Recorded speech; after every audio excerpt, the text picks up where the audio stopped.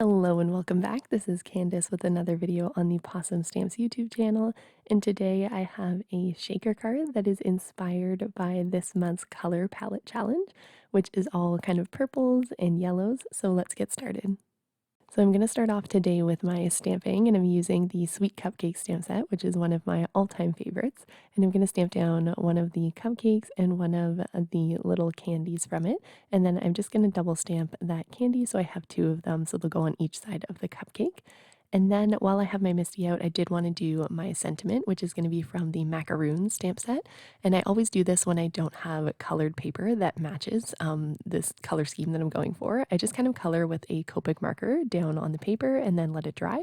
And then I'm going to come in and white heat emboss that with some Versamark ink, and then it's going to perfectly match our coloring.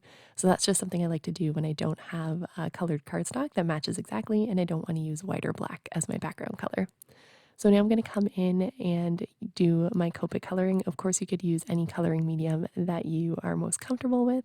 I wanted to make my cupcake purple, and then the bottom is going to be more of like kind of a yellowy color. So they look like vanilla cupcakes with some purple icing. And my colors I'm using on the side, I'm using a mix of Copic and my new Ahuhu markers. And I'm just kind of coloring that in a way that it looks almost like soft serve ice cream, like there's kind of two different colors swirled together. And then for the smaller candies, I use the same purple colors, but you can see I also added some RV, and that's kind of just to add an additional hue to the coloring, which gives it a little bit more of a reddish pinky purple, but it still is going to match my other purples because I use those as well. So that's really nice about Copics and alcohol markers in general, is that they kind of build on top of each other rather than being opaque, so you can kind of add different hues.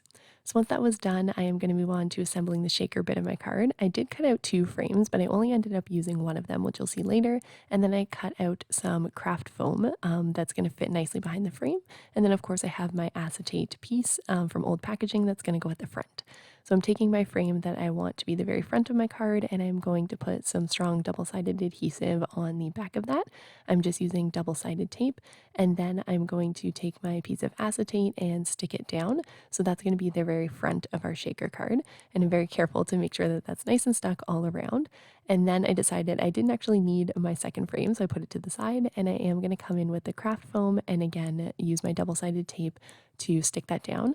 I like using craft foam instead of foam tape when I have kind of these weird shapes. I just find it is more sturdy as well if this is something you're going to put through the mail. And then I'm just seeing how all of that is going to go together. I did adhere my cupcakes and sentiment down to the front of my acetate. That way I didn't have to fiddle with them once the shaker was already built. And then I'm coming in with my sequin mixes. So this is the Butterfly Kisses sequin mix. And then sometimes I just add a few extra sequins from my stash just to make sure it's nice and full. And then we're going to come in again and stick that down with some double-sided tape. And that is our final shaker card.